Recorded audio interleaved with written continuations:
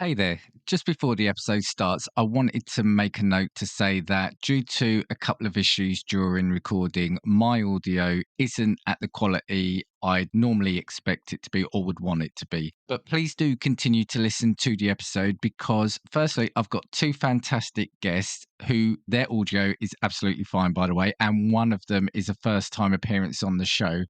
And they both got some brilliant stories to share on this topic. So, yeah, enjoy the show. Normal service will resume next week.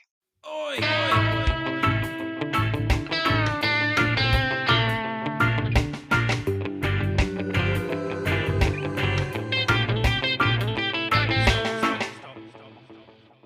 Hello, and welcome to another episode of Casting Views, the podcast that takes a topic each week and, as the name suggests, cast views. This week is a very special week because I've got another first time voice on here. Not the first time appearance of the podcast, but the first time appearance of this special guest. So I've got Adam from Decayin With The Boys. Hi, Adam. Hey, how's it going? Thanks for having me. And I've also got Josh Scar from TalkingSMAC. Hey, Josh. Hey, Dan. Hey, Adam. How we doing? Good, man. Nice to meet you too, as well. I've listened, Yeah. I've heard the podcast, but nice to meet you in person through video. As real as things can get in the 21st century anymore. So to those listening, Matt was going to be on here, but yeah, Adam and I decided that Matt gets too much of my time, and yeah, not got to meet Adam, so we've got him in, and probably you'll be, I think, maybe the recurring guest in the future. Oh, I would love that. Just straight up replacing Matt. I'll take him. No, Matt was supposed to be on here, but you know that pesky thing called real life has got in the way today. So yeah, but I have got an episode for you and him, Adam, in the future. So watch his space. Watch his space. That's all I'll say. Josh, how is Talking Smack going?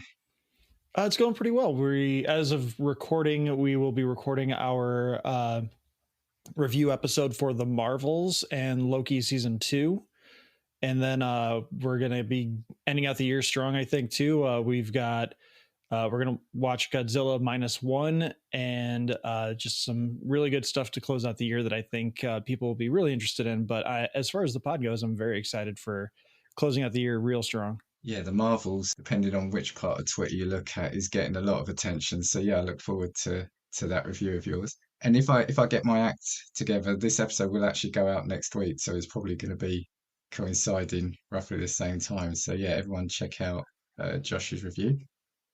Adam, how's the brewing scene going? Oh, good. We just wrapped up kind of like the festival season here in Pennsylvania. So on a nice little break, brewing. Actually, I just brewed an English ale, an English strong bitter. That is going into kegs tomorrow, so the timing couldn't be more perfect. Upcoming episodes, is that going to be featured on? It definitely will be, probably in two weeks, I would say, by the end of November. So stay tuned to that. I'll look forward to that as well. So yeah, so the intro's out the way, and yeah, sorry, I'm all over the place because I'm just so excited to have Adam on the show. That's what it is. He's thrown me for a loop. So we'll have a quick break in which we're going to actually hear Josh. We're going to hear you again because I'm going to play your trailer, and we'll be back soon.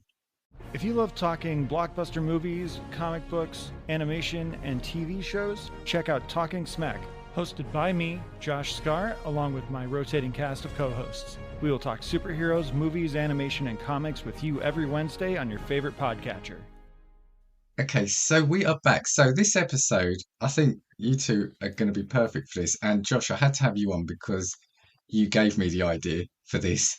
This is because you did a couple of episodes, didn't you, about rent-free entertainment moments or moments in entertainment that live in your head rent-free, right? We did, yeah. And so like that topic was just kind of in my living rent-free in my brain. And I was like, I can't do sports, although I'd love to talk about some of these sports moments, but not my show. So maybe Dan could do one. And I had no intention of like weaseling my way into it, but I was like, hey, Dan, what about this? And you're like, okay, well, you're being on it. Yeah, if anyone gives me an idea, they've got to be on it. So I had to have you on. And Adam, obviously, a big part of your show is the combat sports side of things. I'm not going to limit you to just that. Yeah, so I thought we'll come together and just talk about that because I was saying to you before recording, we've probably got about 100 we could reel off. So we'll see where we're at. And I think I'm going to obviously come with a predominantly British football perspective. So I know we'll have different moments just from that perspective. So I expect at least one cricket. do you know what? I haven't got any cricket. Oh, disappointing. I haven't got any cricket. I've got one American sport, and that's it for just one example. And I think for me, it's a real mixture. I've chosen some aren't necessarily happy sporting moments, but they're moments that obviously have had an impact in some ways. So I'm looking around the screen, and I'm torn between Adam being a new guest, Josh it being your idea. So I think, do you know what? If I had a coin, I'd flip it like they do in sports. Well, But do you know let's what, let Adam, as the Yeah. newbie here, we'll let Adam go. I'll give it my Adam, best shot. you're up to bat first. Okay, well, for my first one, I am leaning into combat sports. And probably one of the biggest stories and biggest events in combat sports in the 1990s, which was Mike Tyson biting Evander Holyfield in their championship match. Yeah. So this was actually a rematch. They fought 7 months prior, and Mike Tyson came out on the losing end of that fight. And he was not looking great in the rematch. So with 40 seconds remaining in the third round, he got Holyfield in a clinch and took a nibble on his ear, actually biting a piece of it off and spinning it onto the canvas. And they kind of paused for a second, had Holyfield get looked at by the doctors, took 2 points off of Tyson. They didn't DQ him, but so after a long pause, they got back into it, and he immediately bit him again and then got DQ'd. But I watched this, the whole event. I watched a bunch of boxing with my dad growing up, and people in the neighborhood. So it was. I actually saw this in real time, and it was always a joy for me because at the time I was probably between 10 or 12 years old. So it was like, oh, I'm staying up late with my dad and hanging out and all that. And I was a big Tyson fan. I was excited for the fight. And then in the third round, it just ends in just chaos. So it's something I'll never forget. I remember watching Sports Center after that happened, and just like the frame by frame analysis that they did of like, this is where he spits out the chunk of his ear, and just like, I had never watched boxing before, but even that, I was just like, holy cow, that is just beyond barbaric. Yeah. And it was like a super in-depth analysis for weeks. They were doing that. Like they were just pulling it apart and what was happening next, and whether Tyson was going to have his license revoked, which he did, and then eventually got it reinstated.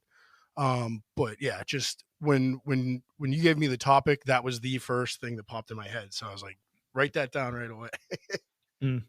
That was something that also came to my mind because, again, I think it really sticks in the memory because it was a truly shocking event in terms of, I know boxing is quite a violent sport, physical sport, but I don't think we'd ever had anything like that, or not to memory anyway. Tyson was a superstar at the time, and I was in Italy at the time with family, and again, I must have been around the same age. When do you say it was? 80? It was 97. It was 97. June Sorry, 97. 97. 97. Yeah, so I was in Italy, and I remember it was the next day, and somebody was reading the headlines, and I thought they'd mixed two stories up. I thought there's surely it's like there's something from a local pub like kicking out and a boxing match, but no, it just it kind of, I remember hearing it, and then I couldn't wait to see a replay because being young, you're kind of interested in those sort of things, right? Right. I'm guessing in the States it would have been massive as well, like you were saying. If I remember, boxing was kind of on the rise again because of Tyson and just like how physical he was. And with this, it took a huge, I don't know if it was a negative bump or but there was a big impact on boxing at that time because of Tyson doing that. But I can't remember if it was a positive or negative. I was only 12 when that happened. Yeah, it was kind of like, I think more people started tuning in, but it wasn't for the sportsmanship of it all. It was for the car crash kind of thing. Like they wanted to see what was going to happen next. But yeah, all eyes were on this fight because, like I said, it was a rematch, and Tyson got upset in a match with Holyfield 7 months earlier. So everybody was like tuning in to watch his redemption arc, and then chaos. And I think, again, it's a perfect example because it's a moment that transcends the sport itself, isn't it? It became front page news, let alone, as we say, back page news for the sports. It was world news. Right. Yeah, it was world news. It was, excuse the pun, but main event coverage. Like it was everything. It became pop culture. It's notorious, but it became pop culture. It was quite gory as well. Well, gory. It was a bit dramatic, but in the sense of you did see the pictures and you did see the hole left in the ear. Yeah. It was Mm-hmm. definitely something good to kick us off. So I'm going to take it off my list now. Josh, what are you starting with? I'm gonna go with the moment that really got me into sports because I grew up in the Chicagoland area in the '90s, so like obviously I loved basketball. Like Michael Jordan was everything; he was everywhere. Um, but I never really clicked with sports until January 1997, when my dad, who is from an older generation, he was in his late 50s at this point, and he had asked me to. No, he was in his early 60s actually. He had asked me to record the Super Bowl that year because the Packers were in the Super Bowl for the first time in 30 years in Super Bowl 31.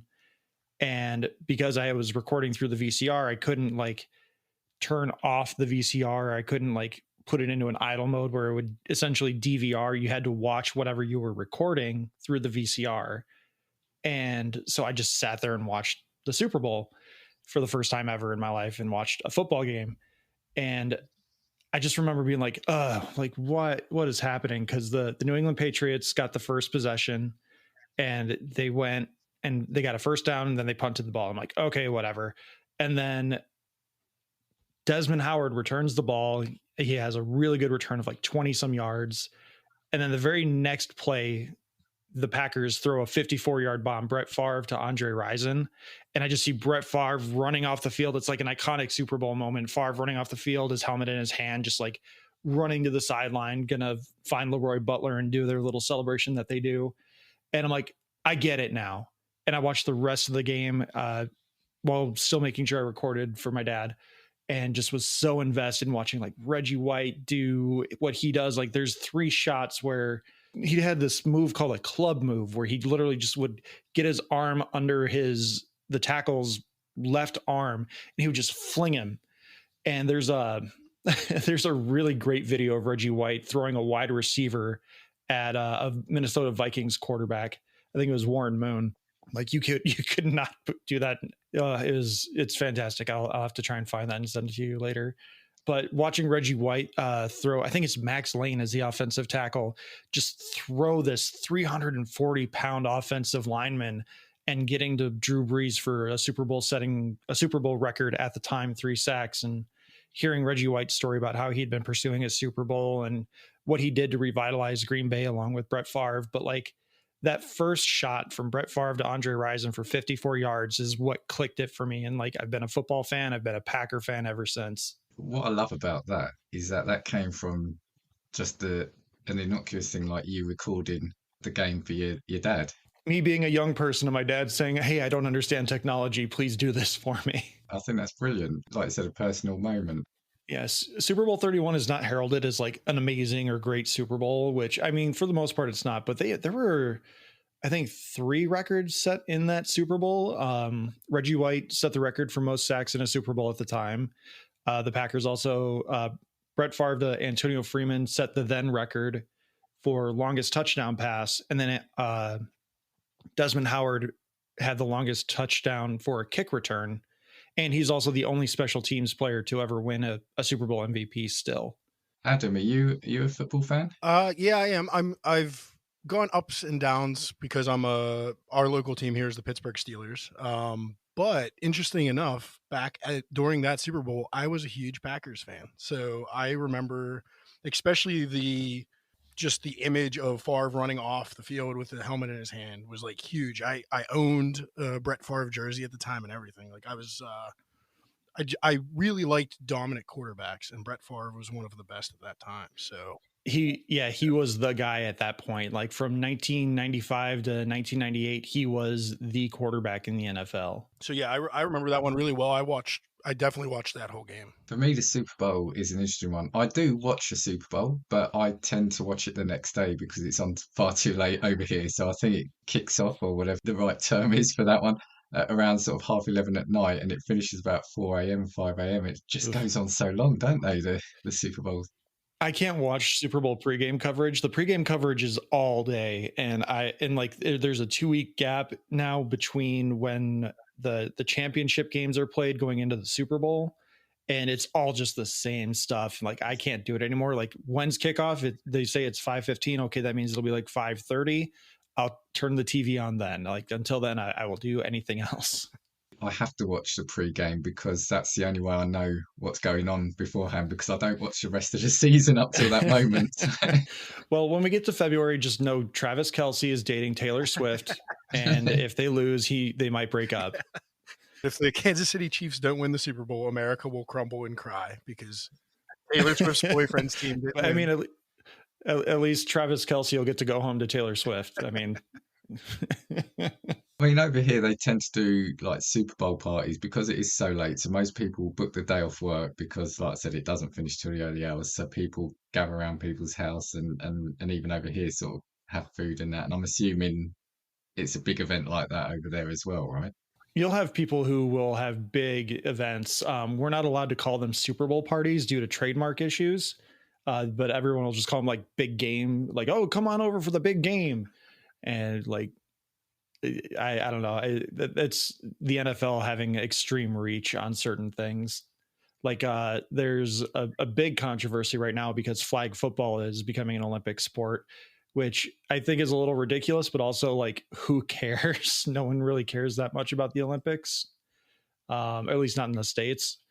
But I mean, I think it'd be fun to see how other teams adapt to some of these NFL guys coming into playing flag football, because there are a lot of guys who are like, oh, hell yeah, I'll go for an Olympic gold medal. Like, who wouldn't want to do that? Adam, any other Super Bowl memories for yourself? I mean, when the Steelers win, but not recent. Who does Matt support? You and Matt are up at odds with each other? No, in terms of teams? we root for the same team. He's even less into football than I am now. I'm actually getting back into it. I really disliked our former quarterback here in Pittsburgh, so I kind of like was real on the outs with the Steelers for a while. We got like a new young rookie and last year, and he it's interesting to watch him grow. He's not doing great. He's not doing terrible, but we're just kind of existing right now. Yeah, real quick, speaking of being at odds, technically speaking, Adam, Matt, and I are at odds because the Packers play the Steelers the day we're recording this. And 10-ish years ago, the Packers beat the Steelers in Super Bowl 45, which that's another memory for me. I remember I had my nephew over at my house, and because his stepdad is a Bears fan, so he's just like, I don't care about watching the Super Bowl. I want to see the Packers do what they do. And so I remember bringing my nephew over to my house and just like having so much fun with him. And like when the final kneel down happened, I just picked him up and like spun him around on my shoulders. That's a good one. At the time, I actually did not live in Pittsburgh. I lived in Washington, D.C. So I watched it with a bunch of other transplants that were from Pittsburgh that were now in D.C. And I remember just as the final kneel down went, I just grabbed 2 beers out of the fridge and went and sat outside in the snow and just quietly drank them because I was defeated. It was a heated game. Yeah, it was a really good game. Especially the Packers took a good lead in that one, and then Steelers came back, and then it came down to like one final 4th down play. And I can't remember if it was a pick or not. I think it was a pick. I think it was. Yeah, Charlie Pepra. You're digging into my nonsense portion of my brain that remembers this crap. I think Charlie Pepper got the game-winning interception, and then if Dan, I know we got to get to you for one, but that Super Bowl also ended with that was when Aaron Rodgers debuted his belt celebration. So whenever he would do like a score a touchdown or something, he would do the like championship belt. I'm putting my hands over my waist kind of motion. And Clay Matthews had bought Aaron Rodgers a replica WCW big belt to throw over his shoulder in case he won the MVP and they won the Super Bowl. And they did. So there's an iconic image of Rodgers holding the Lombardi trophy, and Matthews is like holding the belt over his shoulder.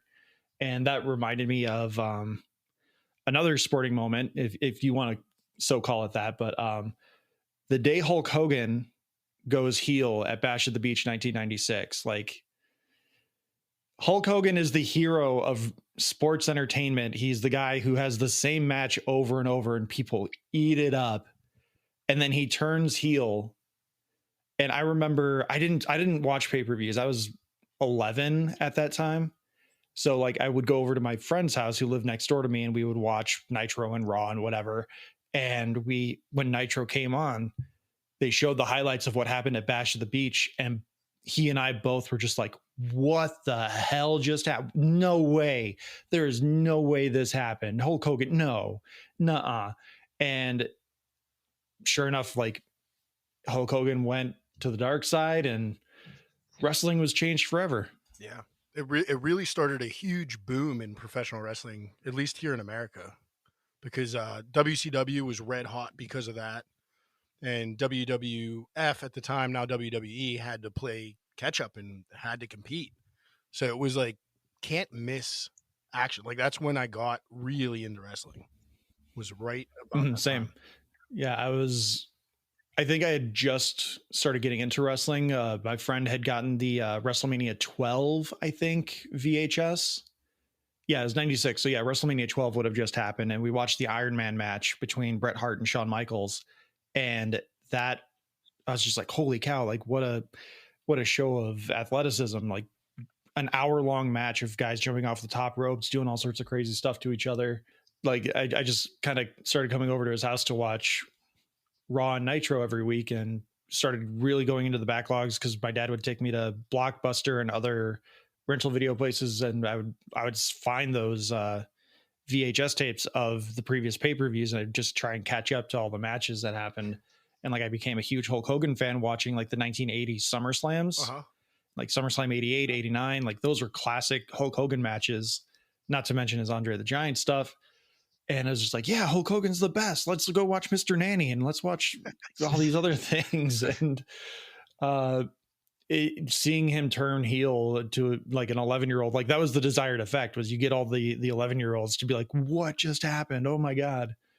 And is just looking back on it. And there's this really good wrestling YouTube channel called they're called Wrestling Bios, but they have a series called Reliving the War, where they basically just watch Raw and Nitro side by side and they compare the shows. And like, this is kind of where Nitro started taking a real big downward turn in quality and production. This is where Raw went to the moon with Stone Cold Steve Austin and The Rock and Mankind and Shawn Michaels. And it's a really interesting watch for me, because I'm not necessarily watching it for nostalgia, because I stopped watching around this time, but watching the rise of the WWE, WWF, and just the free fall that happens with Nitro, like a year and a half after the rise of the NWO, and like just how quickly that whole storyline just went to shit. It's really interesting. And I strongly recommend it if you have any kind of nostalgia for wrestling in the 90s. Like it's a really fun and interesting watch.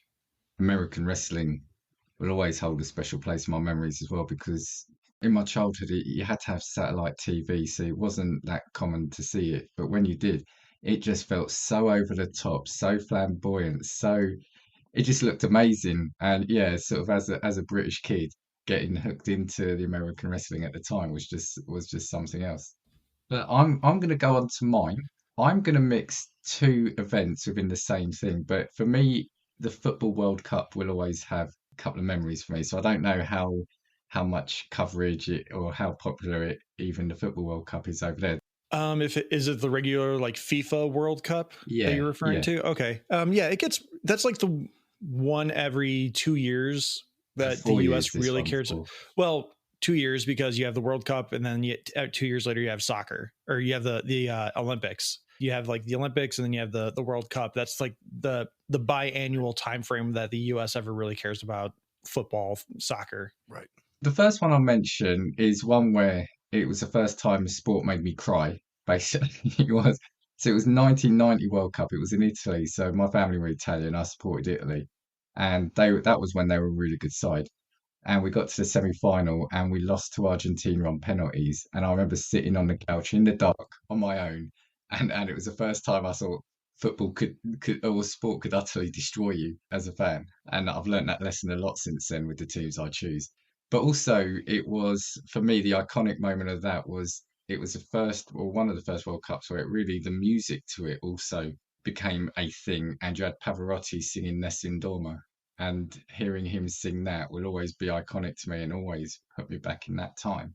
The second one was the 2006 World Cup where Italy won that, so we got the reverse of what I said.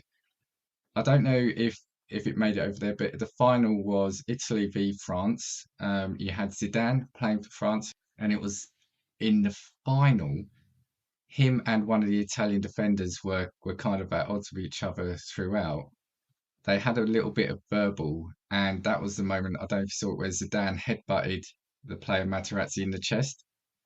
He just lost his cool, got sent off. And so you've got two images. You've got the image of him headbutting him in the chest, but also as he walks off, he walks past the World Cup trophy. And there's that famous picture of him with his back to the trophy. And that will always stick in my head because he just lost his cool, and you don't know if he'd have stayed on, what would have happened.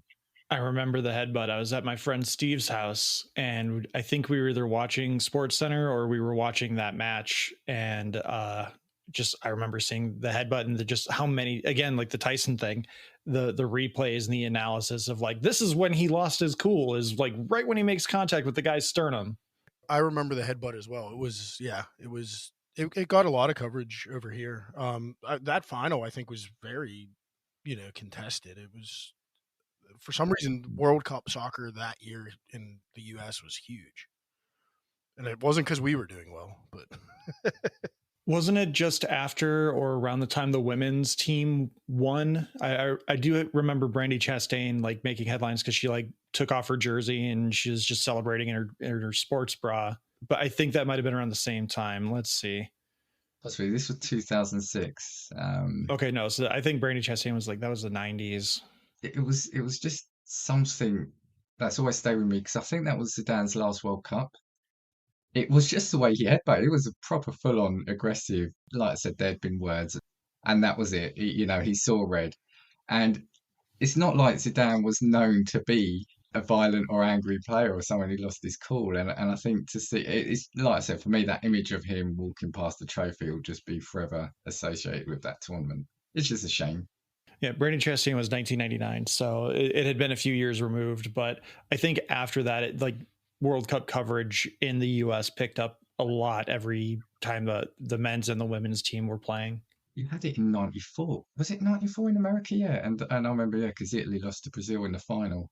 And that was just a strange tournament because over here we just kept getting news articles of journalists going around supporters outside the stadium saying, do you know what the World Cup is and when it is? And people saying no, and they're outside the stadium where the game was being played. Because back then, I guess, soccer was kind of just coming back into the fore, wasn't it? Yeah, I think the baseball strike had something to do with soccer kind of reappearing into the mainstream because like baseball was the thing you did besides like basketball because of Michael Jordan where I lived anyway.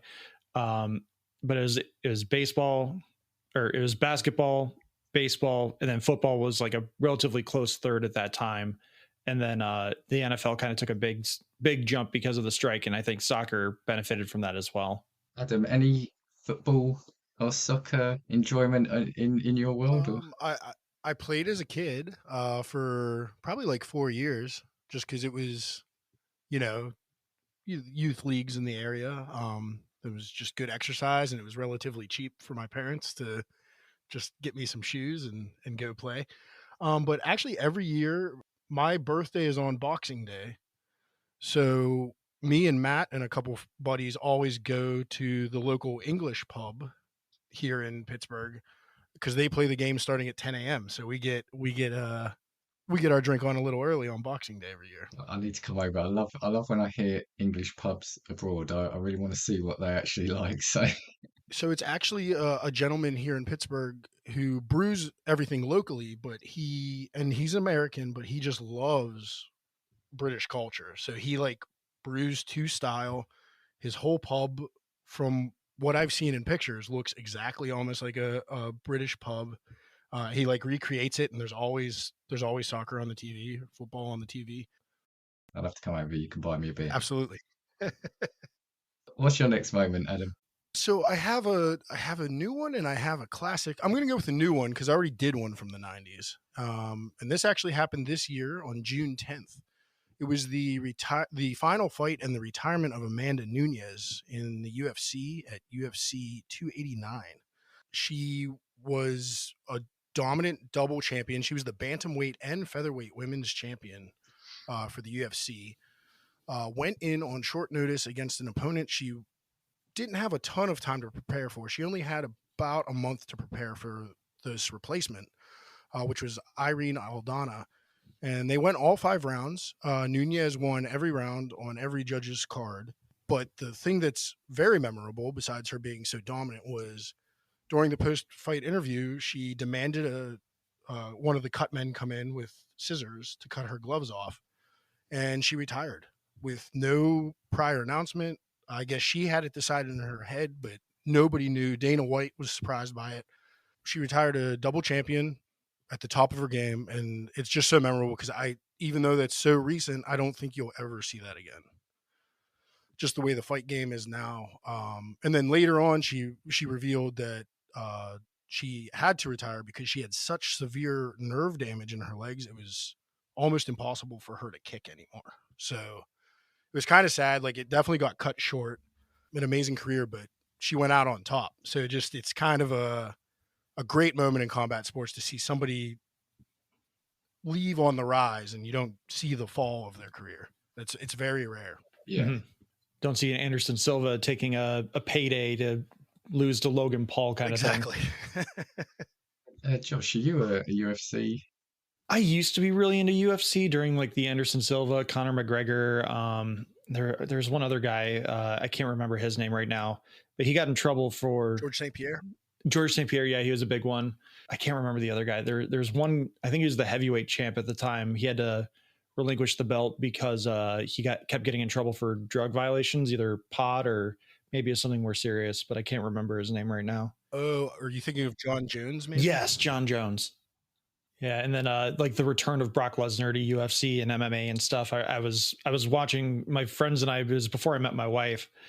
We would go to our local Buffalo Wild Wings every Saturday or every 2 Saturdays and enjoy some very mediocre wings and watch some fights. And like I remember, I can't remember who he was fighting, but I remember Anderson Silva shattering his shin and on a kick. A guy like blocked his kick, and you can see his leg just completely wrap around the guy, and then he came back to step on it, and you see his leg just collapse under him. And I was like, I'm done. I can't eat anymore, and I don't know if I can watch any more of this. Like, oh my God. Like, and it's such an innocuous thing too. Like, you see these guys like just lift their legs to block all the time, but Silva just hit the guy in the right spot or the wrong spot at the wrong time, and his leg just was destroyed. Yeah, I've never really got into UFC, and it always looks quite brutal. Obvious statement of the podcast there, I think, but yeah, it's just something I've never really got into. Again, probably because I didn't really have it at the time on the TV. But when Brock Lesnar went over, I think that's kind of what really put it on my radar. Because again, being a wrestling fan, yeah, it's a brutal sport. So fair play to the ones who take part in it. Not for me. So that one, Adam. Sorry, did you say that she then just retired just there and then? Yeah, it was a spur of the moment, and you can't hear exactly what she says, but as she's announced the winner, Dana White, who's the owner of the UFC, comes up behind her to give her belts, and she says something to him, and I think it was, "Thank you, I'm retiring." Like, I think she lets him know in the ring as well at that time. If anybody had a heads up, it was probably him, but yeah, no, the commentators didn't know. Everybody was blown away, and her like post-fight interview and celebration was like much longer. Like, they just let her do what she wanted because it was just memorable. You know, again, because I don't really know the sport. Did she stay, or has she stayed retired up till now? And there'll be a reason I asked that, but has she stayed retired? Yeah, so this only happened this June. So yes, she has so far stayed retired. She said she will be back. She wants to come back in like a coaching role and be a coach and be a corner woman for future fighters. she said her goal now is to like build a champion. So she wants to train somebody to kind of take her spot. The only reason I say that is because we had in the Olympics rowing. I don't know how much that's hit the radars, but we had Stephen Redgrave who won 4 Olympic golds for rowing. And I think after the fourth, because he was getting on a bit, this is 4 Olympics, he famously said, if anyone sees me get near a boat, you've got permission to shoot me. And then he quickly reversed that and took part in the fifth, and I think won a fifth gold. So that's the reason why I asked that, because I think sometimes these sports stars, they do something in the heat of the moment, and that's all their life is, isn't it? Is that sport, is that lifestyle. Yeah, I mean, it has to be all encompassing between the training and especially, for I'm sure the same in rowing. Like your weight matters, so that's your nutrition, that's your it is your everything. And I think a lot of them do step away when they think it's right, and then either miss it or think maybe they did it prematurely and come back. And sometimes it works out, sometimes it doesn't. Yeah, that's a good one. Really interesting one there. Josh, what's next up for you? Next one up for me again. There's a little bit of a backstory here. So June 1998, Michael Jordan hits the shot before he retires for the second time. And 2 days later, I'm riding high because, again, my Bulls have just won their 3rd championship in 3 years, 6 and 8. And I'm just watching ESPN, seeing what's on TV, and there's a hockey game on. Apparently, it's Game 4 of the 1998 Stanley Cup Finals. And I'm like, cool, let's watch it. I'm into sports now. Let's do it. And the Red Wings win. And as the game is winding down, the Red Wings are up 3-0, 3-0, as you Brits would say, as the clock is winding down. And they start talking about this guy, Vladimir Konstantinov. And I'm like, who cares? They're about to win the Stanley Cup. Who cares about Vladimir Konstantinov? And as the game ends, there's a tradition in the Stanley Cup where the team captain is the first one to skate around the rink with the trophy. And then they hand it off to the next guy who is supposed to, usually there's some kind of story behind it. Like it's the guy's first Stanley Cup and he's had a notable career and stuff like that. In this case, Steve Yzerman, the Detroit Red Wings captain, hands it off to a guy in a wheelchair named Vladimir Konstantinov, who 1 week after the Red Wings had won the Stanley Cup the year prior in 1997, he was in a limousine accident where the driver fell asleep behind the wheel and he was paralyzed, had brain damage, all sorts of horrible things happened to him. He was in the vehicle with two other Red Wings members, another defenseman, Slava Festivov, and the team masseuse. And they were just like celebrating, having fun with the Stanley Cup. And out of nowhere, the limousine just accelerates and crashes into a tree and they all go flying. Sending you guys a link so you can see the team picture and see Vladdy, as Red Wings players call him. There's a great shot of him with the cup. But like seeing and hearing about this story as a 13-year-old kid, it really just was like, oh my gosh, like that's a horrible story that's been turned into a beautiful moment, because the entire team rallied around Vladdy and they just they played that entire season for him.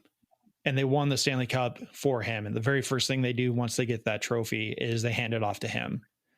And it was just a great moment. And I was like, okay, I'm a Detroit Red Wings fan. Like, I'm from Chicago. I hate the Pistons. I'm a Packer fan. I hate the Lions. But I will root for these Red Wings guys because they seem super cool. And I think they ended up winning like 4 Stanley Cups in like 8 years or something like that around that time. Which is really cool and fun, but for the most part, just that story of Vladimir Konstantinov. And as far as at least as of 2017, I haven't looked it up if he is still around, but in 2017, when they were closing the fabled Joe Louis Arena that the Red Wings played in, he was still around, and he is at least mobile to an extent. He still needs a walker, but he can actually move around some, but he obviously has permanent brain damage. But just seeing that moment of the team rallying around someone who had something so tragic happen to him, but he's still with it enough that he is like, yeah, my guys won. He's having fun with it. There's a great picture of him with a cigar and Steve Yzerman later on in the celebration. But that's one that stuck with me, and another reason why like I love hockey so much. And that's one of those moments, isn't it, where it kind of again transcends the sport itself, isn't it? It's more than just the game; it's the feelings, and yeah. And I see you've just linked us the story, so that's quite a special moment, isn't it?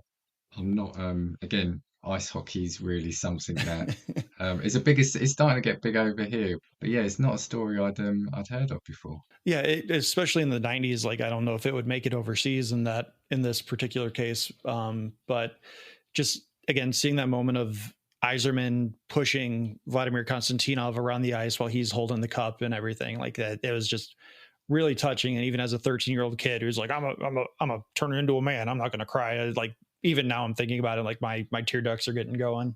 We'll come away from you there then. I mean, it's not a nice story in the sense, obviously, of the accident, but it's a nice story in terms of the end result of that. My next one, I've got something similar, but I'm gonna go on to another one initially. Are you guys aware of Eric Cantona? He was another great football player, soccer player from Man United in France. Really great talent. This moment, actually, I'm not going to take credit for. I asked my wife if she had any moments, and she's not really a sporty person, but this was the one, and I'm actually ashamed I didn't remember this one, so I'm taking this credit on her behalf. There was a game in '95, so we're going back some time again. Man United were playing Crystal Palace in the Premier League. Cantona got a red card. As he's going off, he just looks into the crowd because again the crowd are quite close in some of the pitches, and he just launches into a full-on kick into the chest of one of the supporters and punches him. And so obviously this is quite outrageous. Again, seeing pictures on the paper, it was discussed for ages. He was initially sentenced to a 2-week prison sentence, but he won an appeal.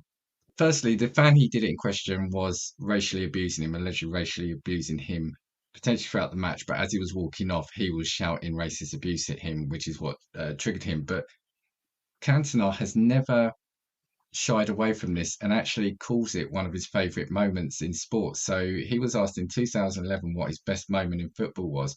And he responded, when I did the kung fu kick on a hooligan, because these kind of people don't have to be at the game. I think maybe it's like a dream for some, to kick these kinds of people. So I did it for them. So it's about that, and quite rightly so, that he's got no shame, he's got no regrets. And it was just that image of him, just launching over the barrier and just kicking this guy and punching him. It's just a shocking moment. And for a sports star to also then initially be sentenced to a prison sentence for something that happened on the field, it was just kind of unheard of. I wonder if I'd have to ask Joey. I wonder if that's the moment that inspired a season 3 of Ted Lasso moment where someone, a hooligan, is shouting at the team and calling them a bunch of gay slurs, and Isaac McAdoo from the Richmond team goes into the stands and like attacks the guy, and it's found out that later on he's doing it because Isaac is like, what if one of us is gay? And there's a character on the team that is gay.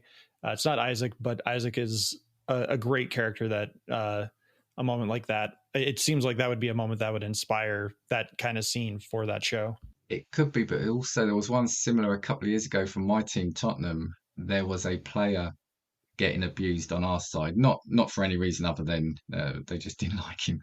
And his family was sitting in the crowd. And I can't remember if his family were getting abused. And so if it was half time, he goes into the stand, walks right up there to have a go at this person.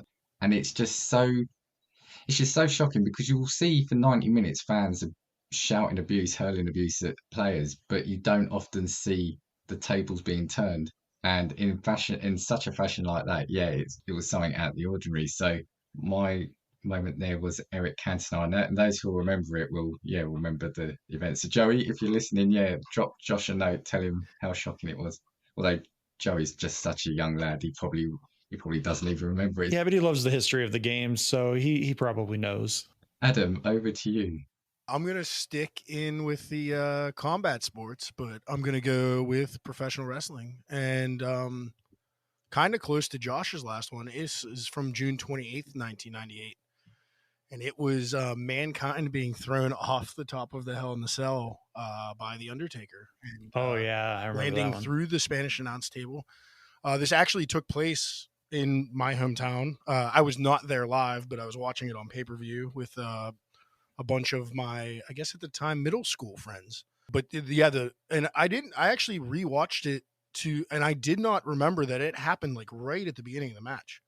Like from the time Mankind enters the match, he climbs straight to the top. Undertaker comes out, climbs straight to the top, and within a few minutes, he's getting hurled off. You never know with professional wrestling, might be exaggerated, but they say it's a 22-foot fall, which it looked every bit of 22 feet. And he crashes through, and it's the part I will always remember is Jim Ross, who was the main commentator for WWE at the time, shouted, "Good God Almighty, good God Almighty, they've killed him. As God is my witness, he's broken in half." And they've interviewed Jim Ross and The Undertaker since the match many times, and both of them thought he might be dead. Like it was an unbelievable stunt that Mankind, like Mick Foley, who played Mankind, will just reminisce about it and be like, "Oh yeah, it was just something I wanted to do for the fans."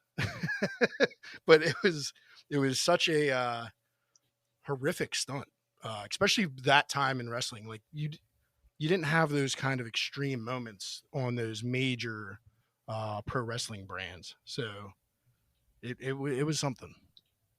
Yeah, Mankind put himself, he's over the years, and Mick Foley put himself really through it Oh for yeah, his sport. yeah. Didn't he? The poor guy can barely walk anymore. You can just see his hips are probably Yeah. gone at this point. Yeah, Mick Foley put himself through a ringer. Yeah, just thinking about all that stuff. Like I had stopped watching professional wrestling when around the time The Rock had become the corporate champion. And in Reliving the War, they just recently covered the 1999 Royal Rumble, and that's the infamous "I Quit" match where Mick Foley takes like 15 unprotected headshots from The Rock with a steel chair, and like there's stories about how Mick Foley's family was in the audience, and like his wife had to take their kids away from the ringside area because they didn't want to see him getting just destroyed anymore. Again, the whole, oh, it's not a real sport, but the injuries they get certainly, I'm sure, are real. Kind of a moment that sticks with me actually was years ago in a local town. There was an amateur wrestling organization sort of demoing, having an event, and Jake the Snake was going to be there. Now, the warning bells for me should have been the fact that why would Jake the Snake be in our local area, right? Now, it was him, but it was pre his rehabilitation. And, when you have the image, these superstars, they were like heroes, weren't they? They were like superheroes. When you've seen them on TV, they were these specimens of fitness and agility. And he was just, I hate saying it like this, but like a drunk old man who, for 90% of his match, in quotes, was just taking a beating. He did one DDT and won the match.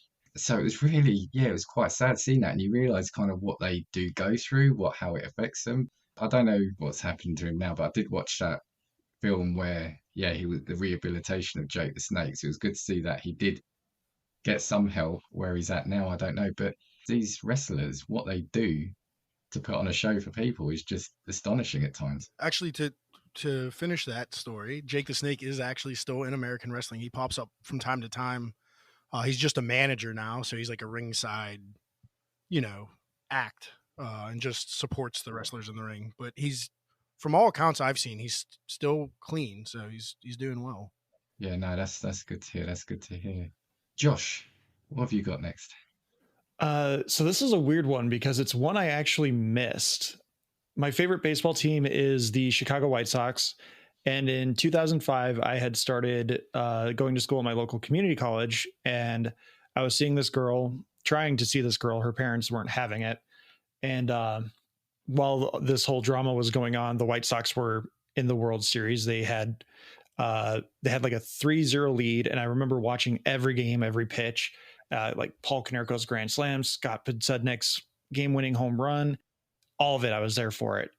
And I get invited by this girl who I'm trying to date to go to some kind of church event for her that she's like, oh, you can make a good impression with my parents. I'm like, there's no way the White Sox are sweeping. It's not going to happen. Like, to win the World Series, you need to win 4 games. They're up 3-0. And I was just like, they're not going to sweep. It's just not going to happen. There's no way.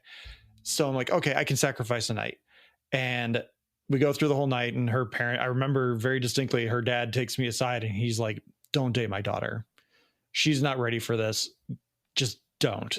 And I should have heeded his advice, but I'm a horny 22-year-old or whatever. So like, not listening. So I get in my car after all that, and I'm just like, all right, well, let's get this disappointment over with. Sox lost. I can watch them win tomorrow. And I turn on my local radio station, sports radio station, and they're just having a ball. You can hear people cheering. And I'm like, the night gets worse. The White Sox win, and I missed it. They won 1-0 on that night. And I also was shut out by this girl's parents that night as well. Thankfully, I had DVR. So I had recorded the game, and I like looked for what had happened. I like fast forwarded, saw like, oh, the Sox go up 1-0 late in the game. And Jeff Bloom had hit a home run against his former team. And it was like, okay, so what happens? And like, they win 1-0 and the celebration is on. But like, I missed the real time moment. And I was just like, dang it, damn it.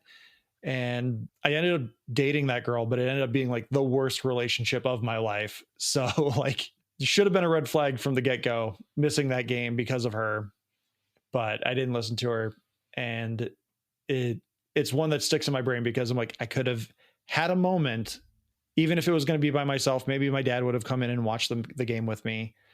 But instead, I pursued something else, and I lost out on that moment. And now I live in constant regret whenever that World Series comes up. I feel quite sad about that one now, Josh. Me too, Dan. Me too. And when did you say that was? That was October 2005. I had just turned 20 as well, like that previous summer. I just see the time, so I want to do at least enough around. So I'm gonna quickly do this one of mine. This was one I was at, and this is why it really has stuck with me. And this is what I was saying earlier, Josh, with your story about the ice hockey one. This was another soccer match.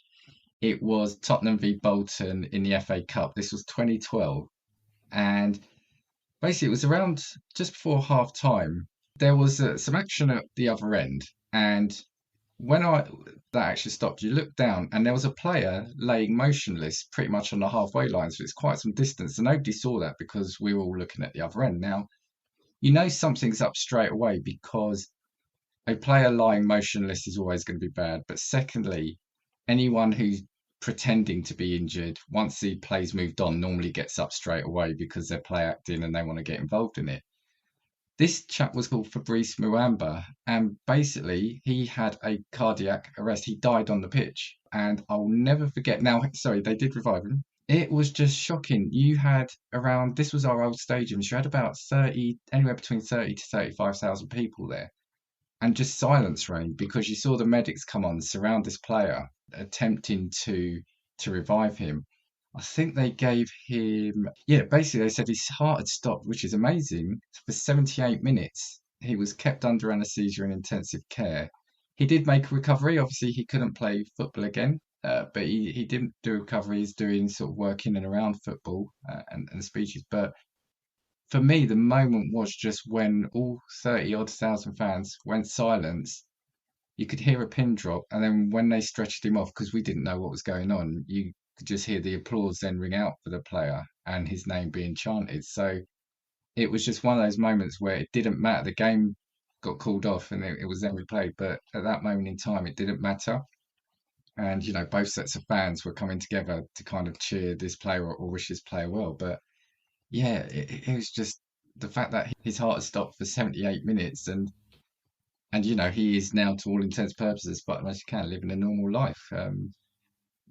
I'll never forget that. Never forget that moment. Yeah, to be in a stadium and hear silence. Yeah, there have been a few times where we just recently had one with in the NFL. A Bills player just took the wrong hit at the right time and suffered a cardiac event in the middle of a Monday Night Football game late last year. He's playing in the NFL this year, which is just incredible. They performed like 13 minutes of CPR on him.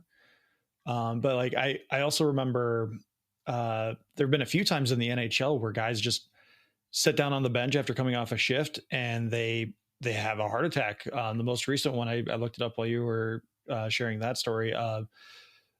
Jay Bouwmeester from the St. Louis Blues back in 2020 just collapsed on the bench after coming off a shift, and they had to stop the game so he could go in. But there have been a few times that there's one, I can't find the guy, but there was one where the guy literally went into the training room after complaining of like, oh, my arm hurts. They found out he had a heart attack, and like later in the game, he's like, later on, there's reports like he's like, oh, I feel fine, I can go back in, and like, no, you're not. I think we've got time for one more round. Adam. Mine's quick and kind of I wasn't there for it and didn't watch it, but it was a major impact in the early 2000s. And it's quick. It actually is a death on the field, but it wasn't a human being. So Randy Johnson, who was the pitcher for the Arizona Diamondbacks at the time, his nickname was the Big Unit because he just could throw fastballs well into 100, well over 100 miles per hour. And it was actually a spring training game, so not a big deal against the San Francisco Giants. And he goes to throw a pitch in the 7th inning, and out of nowhere, you just see an explosion of feathers. And what happened was, as he threw the ball, a dove flew in front of it, and he hit it with the ball, and it disintegrated. Wow. It's just something that was like, especially at that time, like just was going around the internet, going around social media, or, whatever social media was, the websites of the time. And yeah, as of today, I just looked it up a few days ago, and it's over 5.8 million views on YouTube alone. So, and I don't think YouTube was even a thing when it happened. Yeah, that was just kind of a comical one I had. It was like when Matt told me the subject for today, I was like, that's the first thing I thought of for some reason. I was like, wow, what a weird first thing to think of. Yeah, that's one of those moments too where like high definition broadcasting had just become a thing, but it wasn't like fully digital yet. So everything is still in frames. So like they show a replay of it and you see the dove coming in and it's like 3 feet away from it. And then the next frame, you just see an explosion of feathers. And you're just like, yeah, okay, empirical evidence shows that he hit a bird. Like we have no idea what the hell just happened, but that was the day Randy Johnson should have bought a lottery ticket. Like how and when would that have happened? I was going to say, it's one of those things that you think shouldn't happen, but obviously it has. So yeah, that's out the window. Josh, what's your last one? Another one that lives rent free in my brain is the Calvin Johnson no catch. Adam, I don't know if you're watching the NFL at that time. There was an opening day match against the Chicago Bears and the Detroit Lions, and the Lions go down with like 40 seconds left. Matthew Stafford, or no, it wasn't Matthew Stafford. He was hurt. Sean, I can't remember that. It was Sean something. The Lions backup quarterback is in the game, and he throws a dart to Calvin Johnson. He has the ball. He lands on his butt, and he goes to turn, and he puts the ball on the ground and just lets it go as he's getting up to celebrate. And the officials get together, and they're like, he didn't survive the process of the catch, so no touchdown. And so the Lions go from this moment of jubilation, like we've come from behind to win. And if you watch the replay, I don't know how, to this day, this is like 15 years later, to this day, I don't know how you watch that replay of Calvin Johnson landing on his butt and then turning around and clearly just putting the ball on the ground to like push himself up and just lets go of it. And the official's like, no, that doesn't count. Anywhere else in the world, anyone else in the world besides that officiating crew would say that's a touchdown. But in this case, no. This officiating crew, they had money on the Bears. I don't know. But they decided that was not a catch, even though to anyone else, and that's where if you watch or you see on Twitter, NFL fans will still to this day be like, I don't know what a catch is, because you'll see other moments where the exact same thing will happen and they'll be like, oh yeah, that's a catch. And yet 15 years ago, Calvin Johnson got robbed of a touchdown in a game-winning moment. Yeah, I absolutely remember that. That was super controversial. And I think resulted in a couple rule changes. Yeah. Going forward. And it still doesn't make sense. Like there's still moments where they'll be like, oh, the process of the catch. Like the Packers had one, I think, last week where there was like dual possession, and the CBS analyst was like, oh, the defender had his feet touch the ground first, therefore this should be considered an interception, even though it's well within the field of play. Like it's not like it was a sideline catch or anything. And they're like, oh, but the tie goes to the offense. But because the analyst was like, but the defender had his feet down first, therefore he has possession first. It's like, who cares? What matters, like if he came down inbounds, if the defender came down inbounds and the offensive guy came down out of bounds, like, yeah, okay. But that's not in question at all. It's the fact that both guys have the ball and they both come down with the ball. So therefore the tie goes to the offense, but they're trying to like be smart about it. And the day after, the analyst came out, he's like, I was wrong. It didn't matter. That was not a point of order for anything. But it's only gotten worse because they continue to try to clarify what a catch is, but they only make it more confusing by trying to clarify. It's really funny when you say that, because it feels like it should be quite explanatory what a catch is. But then again, I guess handball should also be quite clear. And we're still arguing that every week. My last one is going to be another personal one. And again, it's not necessarily a moment anyone will remember other than me, but it was going to a basketball match in America. So it was my first American sporting event. I was in Florida in, I think it was 2015, 2016. So I got to see the Miami Heat at Orlando Magic. So not a bad one to go see. And yeah, it was just, for me, it was just kind of, the reason it stuck in, it was just mesmerizing because it is more of a spectacle rather than a sporting event as well. So, all the laser shows, every time the game stopped, they dragged a couple of people out from the crowd to do games on the court side. There's all sorts of things going on. Mixed crowd seating as well, which I found really weird. I thought we'd gone into the wrong bit of the stadium, but you're sitting with supporters of, because I thought we were going to go into the home crowd, but yeah, you've got people sitting all around you, which wouldn't happen here. That's something we need to adopt over here. Is if you're a visiting fan, you get this section that's not very good for watching the game. Over here, I think it's more from a safety perspective. So if you don't have to do that over there, that's a good thing. But yeah, it was just bizarre. Yeah, because like I said, I saw someone, oh yeah, we're in with the Florida fans, Orlando fans, sorry.